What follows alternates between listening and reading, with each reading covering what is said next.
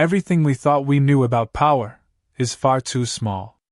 There was once an empire so vast, so dominant, that it didn't just rule cities or nations, it controlled an entire continent. Its armies moved like unstoppable tides, its roads stretched farther than the eye could see, and its influence reshaped the destiny of millions. But here's the unsettling truth: despite its unimaginable power, it collapsed. Not slowly, but inevitably.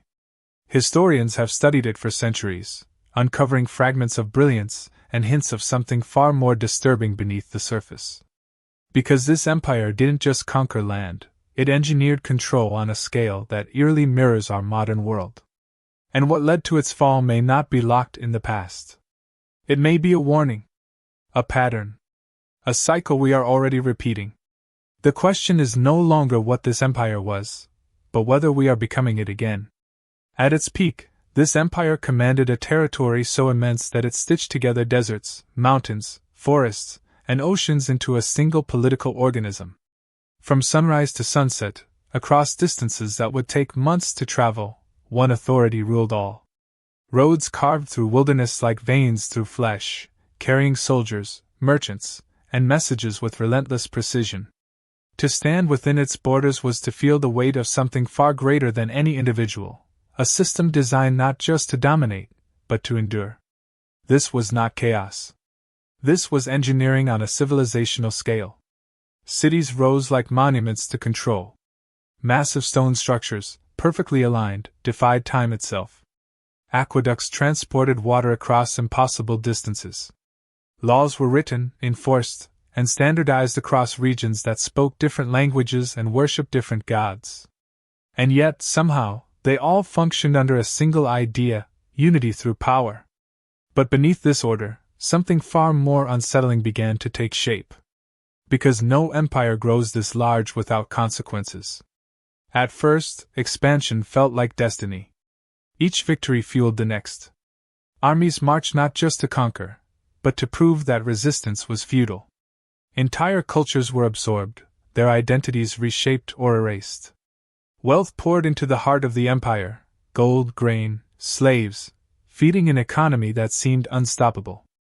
To its citizens, it felt eternal, unbreakable, like a force of nature rather than a human creation. But nature has limits. And so did this empire. The cracks didn't appear all at once. They began invisibly. A strain on resources, growing inequality. The cost of maintaining control across vast distances became heavier with each passing year. Communication slowed. Loyalty weakened. Borders stretched too thin. And in the shadows, something even more dangerous emerged: dependence. Because the empire had become too big to fail. And that was the beginning of its weakness. Historians would later discover something chilling: the very systems that made the empire powerful also made it fragile. Its roads, once symbols of strength, became pathways for invasion. Its centralized control, once efficient, became rigid and slow. Its wealth, once abundant, became unevenly distributed, breeding resentment and instability. And yet, at the time, no one saw it clearly. From within, the empire still looked invincible. But from the outside, it was beginning to look like prey. Enemies watched, waited, studied its patterns. They didn't need to match its strength, they only needed to exploit its weaknesses. And those weaknesses were growing. Because power, when stretched too far, begins to collapse under its own weight. This empire didn't fall because it was weak. It fell because it was too powerful to adapt. And that raises a question far more unsettling than any battle or collapse.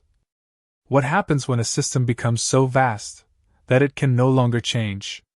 To understand how an empire could rule an entire continent and still collapse, we have to look beneath the surface. Not at its armies or its monuments, but at the invisible systems that held everything together. Because this empire was not sustained by force alone. It was sustained by networks, of roads, of information, of economics, and above all, of control. Imagine a web so vast that every city, every province, every distant frontier was connected to a central core. Messages could travel faster than ever before. Orders could be enforced across thousands of kilometers. Supplies moved with calculated precision. It was, in many ways, the ancient world's version of a superorganism, each part dependent on the whole. But here's the paradox. The more efficient the system became, the more fragile it grew. At the heart of this empire was a centralized authority that demanded stability. Laws were standardized. Governance was uniform. Diversity was tolerated, but only within strict limits. And while this created order, it also eliminated flexibility. Local systems that once adapted to change were replaced by a rigid structure that struggled to respond when conditions shifted. Then came the pressure. Population growth surged. Cities swelled beyond sustainable limits. Resources, once abundant, became strained. Farmland was overworked. Trade routes became congested. And maintaining the military presence required to protect such a vast territory drained enormous amounts of wealth. The empire wasn't just expanding anymore, it was sustaining itself at a cost that kept rising. To visualize this, think of a massive machine. At first, it runs smoothly. Every gear aligned, every function optimized. But as it grows, more energy is required to keep it moving. More fuel. More maintenance. More coordination. Eventually, the machine reaches a point where the energy needed to sustain it becomes greater than the energy it produces. That's when systems begin to fail. And fail they did. Economic instability crept in silently. Inflation weakened currency. Trade imbalances disrupted supply chains. The wealthy elite accumulated more power, while the lower classes carried the burden of taxation and labor. Social tension began to simmer beneath the surface, unseen, but growing. Meanwhile, external threats adapted. Neighboring groups, once considered inferior, learned. They observed the empire's tactics, studied its movements, and identified its vulnerabilities. Instead of direct confrontation, they exploited its weaknesses. Raids became more strategic. Attacks targeted supply lines instead of armies. The empire's own infrastructure, its greatest strength, became its greatest liability. And then came the twist that historians still debate today. Some evidence suggests that the empire didn't just collapse from external pressure or internal decay, but from something far more subtle, a loss of belief. Citizens began to question the system. Loyalty shifted. Corruption spread through the ranks. Leadership became inconsistent, sometimes even disconnected from reality. The idea of the empire, the very thing that held it together, started to erode. Because an empire is not just land or power. It is a shared illusion. And once that illusion breaks, everything else follows. By the time the collapse became visible, it was already too late. The system wasn't failing, it had already failed, long before anyone realized it. Which leads to an even more unsettling realization. What if the fall of this empire wasn't an accident, but an inevitable outcome of how it was built? When the empire finally began to collapse, it didn't happen in a single moment. There was no one battle, no single catastrophe that marked its end. Instead, it unraveled, slowly, unevenly, almost quietly at first. Borders fractured. Authority dissolved. Regions that once depended on the center began to operate independently, not out of rebellion, but necessity. And then, something remarkable happened. Life continued. For those living through it, the fall of the empire did not feel like the end of the world. It felt like confusion. Disruption. A gradual loss of certainty. Systems they had relied on for generations, trade, law, protection, simply stopped working the way they once had. The vast machine that held everything together was gone, and in its place was something smaller, more fragmented, but also more adaptable. This is where the story becomes unsettling. Because from a distance, we see collapse as failure. But from within, it often feels like transformation. Historians now believe that the fall of this empire reshaped the trajectory of human civilization. It forced societies to decentralize, to innovate locally, to rebuild systems in new ways. In some regions, knowledge was lost. In others, it evolved. But the idea of a single power ruling an entire continent, of total control, was permanently questioned. And yet, we keep trying. Modern civilization, in many ways, mirrors the same structure.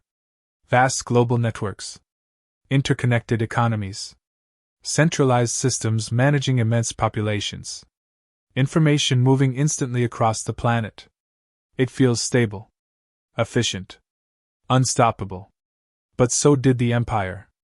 Today, we rely on systems so complex that no single person fully understands them. Supply chains stretch across continents. Digital networks carry the lifeblood of communication. Governments manage populations larger than anything in ancient history. It is, once again, a superorganism. And just like before, it comes with a hidden cost. The more connected we become, the more vulnerable we are to disruption. A single failure can ripple across the entire system. A breakdown in one region can trigger consequences worldwide. Efficiency has increased, but resilience may have decreased.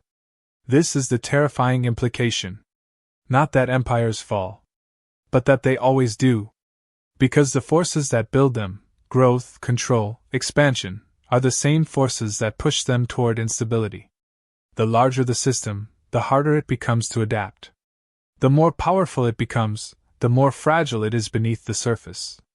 And perhaps the most unsettling truth of all is this. The people living inside an empire rarely recognize its decline. Not until it's already happening. Not until the systems they trust begin to fail. Not until the illusion breaks. We measure history in the rise and fall of civilizations, as if they are separate, isolated events. But they are not. They are patterns. Cycles repeating across time, each one more complex than the last. This empire ruled a continent, and then it disappeared. Not because it was weak, but because it reached the limits of its own design. And as we stand in a world more connected, more powerful, and more fragile than ever before, we are left with a question that echoes across centuries. Are we building something that will last forever? Or something that is already beginning to fall?